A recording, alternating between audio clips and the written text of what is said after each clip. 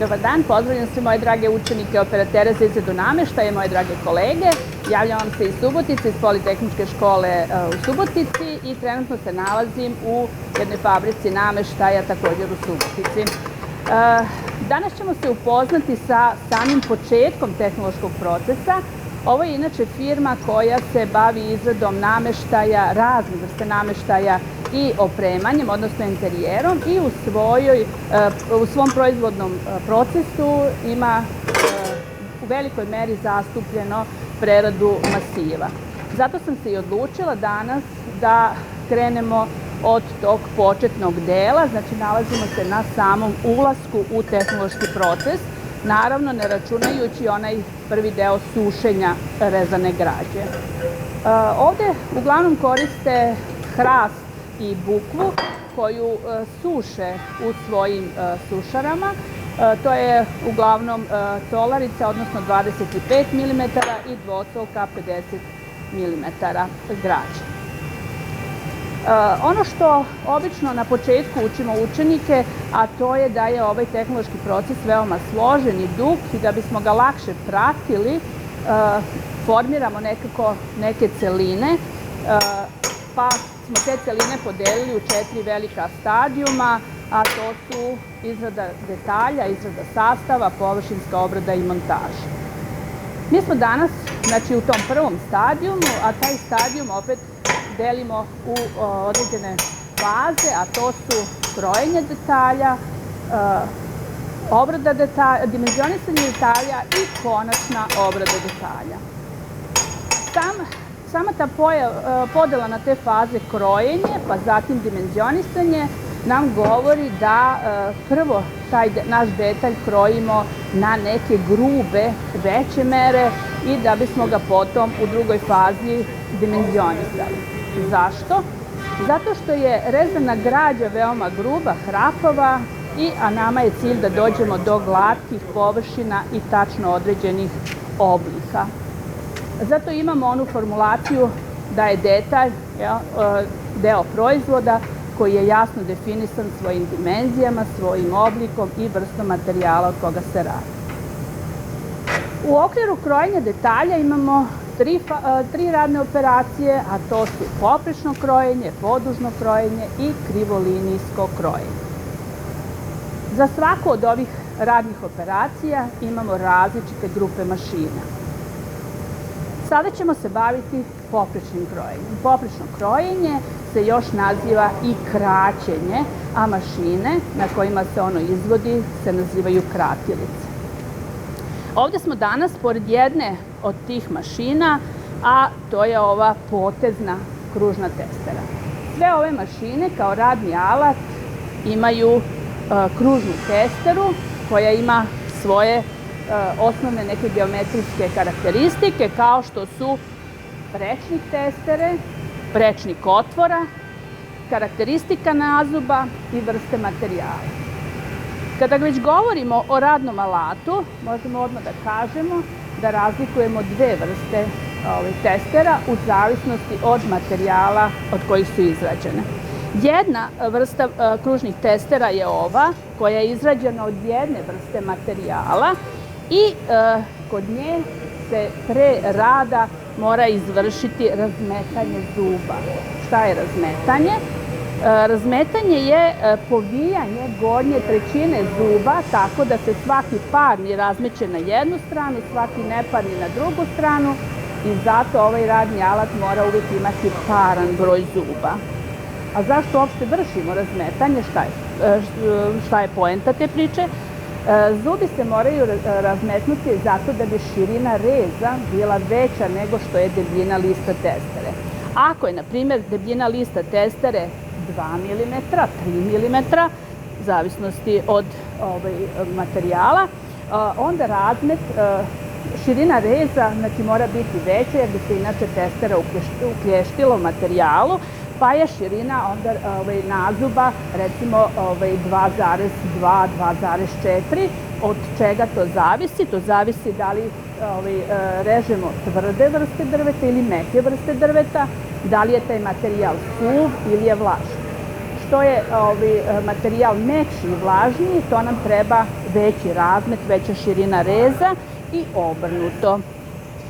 Ove testere se danas manje koriste, više se koriste ova testera koja je inače ovde na ovoj mašini, a to je testera koja već ima urađen taj veći rez gore, tako što se na zube nalepljuju ove takozvane bibija pločice, znači rezne pločice od veoma kvalitetnih materijala koji se lako oštre i mnogo su dugotrajnije.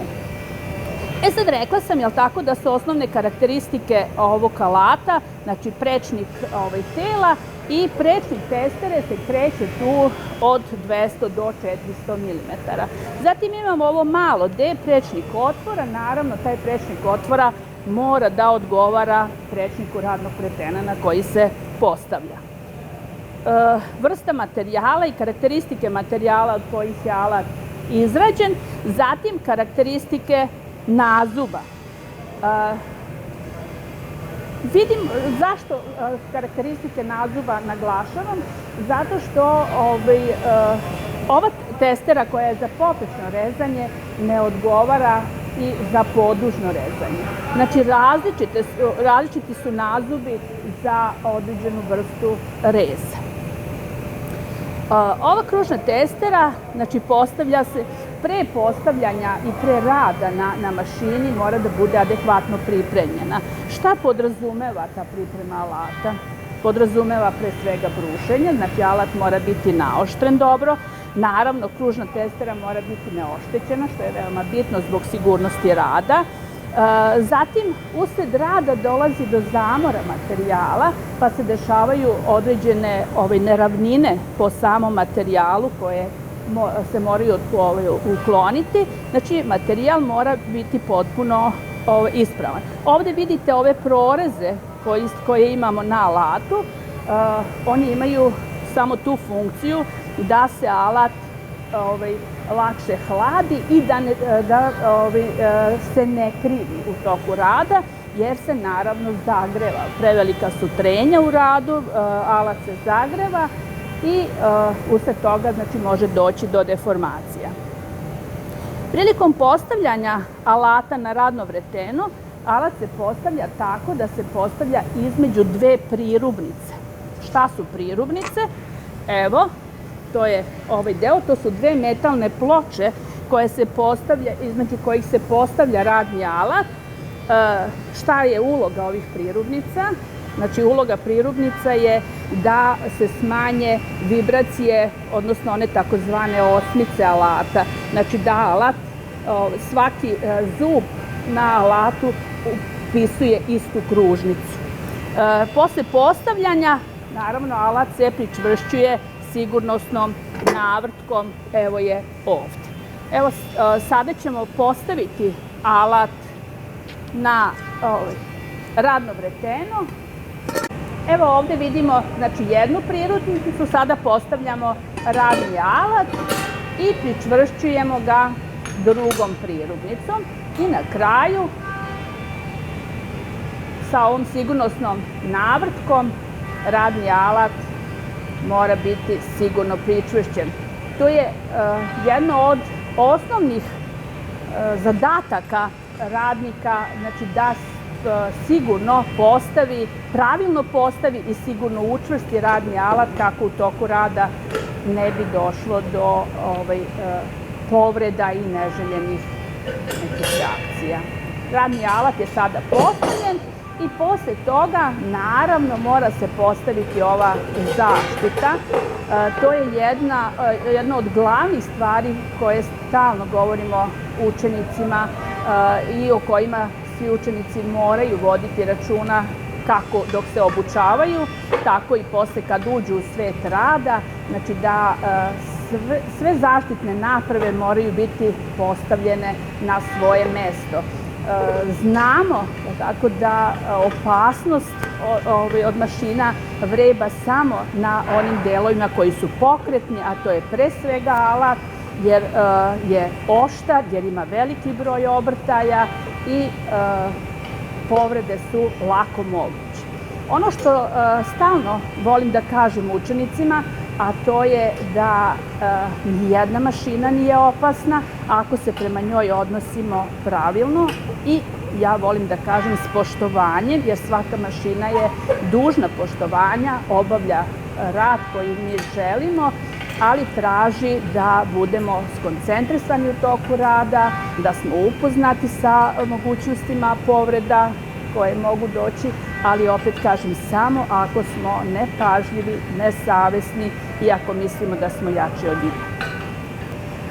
Ova mašina, upravo zbog ovog alata, spada u grupu mašina sa neprekidnim rotacionim kretanjem radnog alata. Znači, radni alat u toku rada rotira i kažemo da je to glavno rotaciono kretanje.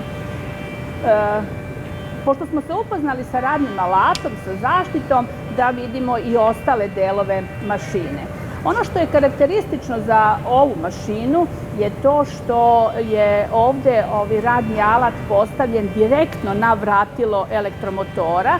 Znači, nemamo vratilo radne i pogonske mašine kao kod mnogih drugih mašina, već je ovo produženo vratilo elektromotora ujedno i radno vratilo, što onda automatski znači da na ovoj mašini nemamo nikakav sistem prenosnika koje smo inače učili kod nekih drugih mašina. Elektromotor sa radnim alatom nalazi se na ovom suportu koji je pomeriv napred-nazad, znači i ovde u toku rada ovo pomeranje radnog alata i suporta sa radnim alatom vrši radnik ručno. Znači da radni alat vrši dvojako kretanje, to je rotaciono glavno i pomoćno pravolinijsko kretanje, radni hod napred i povratni hod ili takozvani prazan hod nazad. To onda znači da za vreme rada predmet obrade, odnosno naša daska koju režemo, miruje na radnom stolu, čvrsto pozicionirana rukom radnika. Znači, radnik jednom rukom drži predmet obrade na radnom stolu, a drugom povlači ovaj suport. To je to. Postolje kod ove mašine je stubnog oblika, dole se širi da bi bio što bolji oslonac mašine i da mašina u toku rada ne bi imala neželjene vibracije. Kretanje suporta napred-nazad omogućeno je pomoću ovih vođica ovde koje su polukružnog oblika. Radni sto mašine možemo da vidimo kako izgleda. U ovom delu ovde je drvena ploča, a ispred se nalazi ovaj pomoćni radni sto sa ovim valjcima. I to dugačak radni sto. Zašto? Zato što daske koje dobijamo sa pilana su dužine od 2 do 4 metra, znači imamo jednu dužinu, vrlo su teške, pa da bi se lakše pomeralo, znači radnik jednom rukom može veoma lako da pomera tu dasku preko ovih valjaka. Ono što treba još da vidimo, ovde u ovom delu radnog stola imamo ovaj žlijeb. Zašto? Zato što radni alat, vidjet ćemo posle kod pripreme mašine za rad, mora da se spusti u taj žlijeb, mora da uđe za visinu zuba, to je do nekih 10 mm u ovaj radni sto, kako bi uopšte mogla da se preseče taj materijal. Ovde imamo ovu vodilicu na koju se prislanja materijal i na kraju, sad trenutno oni rade ovako duže jedne delove, imamo jedan graničnik, znači to je mera na koju krojimo.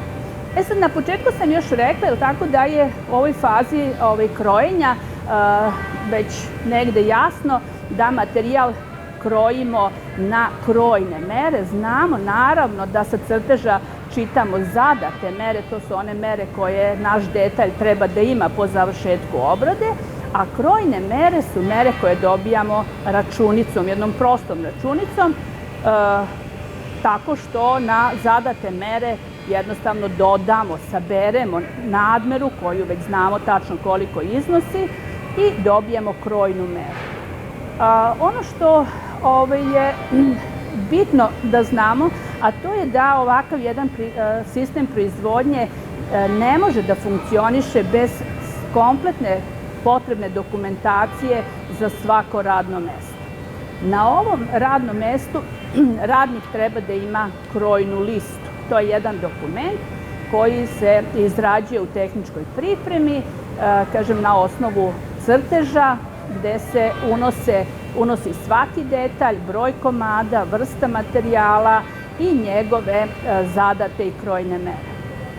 Ono što je bitno ovom radniku ovde, a to je krojna mera dužine. Znači, on iz krojne liste čita krojnu meru dužine i na tu meru namešta svoj graničnik, ali tako što meri od unutrašnje strane zuba do graničnika. Znači, to je bitno. Ovo rastojanje od unutrašnjeg do graničnika treba da je jednako krojnoj meri dužine. I to bi uglavnom bilo to što je nama bitno za ovu mašinu.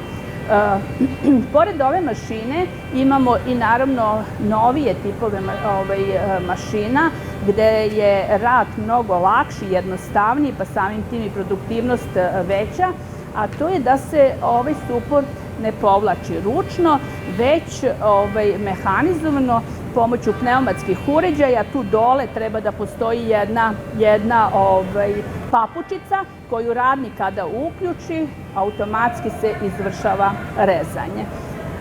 Možda još neki od podataka, tehničkih podataka vezanih za ove mašine, ovu grupu mašina, samo da kažem da je otprilike mogućnost prerezivanja, znači taj hod koji radni alat može da izvrši samim tim i da prereže, tu do 400 mm.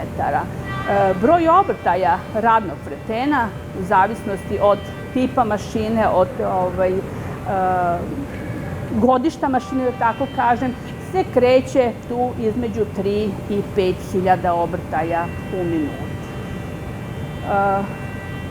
I mislim da je otprilike to. Sada još da pogledamo kako se radi na ovoj mašini.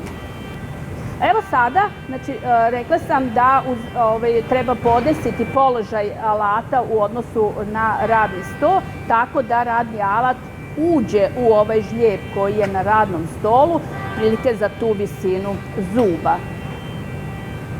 Ako je u ravni sa stolom, ostaće nepresečen jedan tanki deo dole, znači mora da uđe. Tek kada je mašina podešena za rad, znači radni alat pričvršćen, podešen po visini, može da se pristupi samom radu.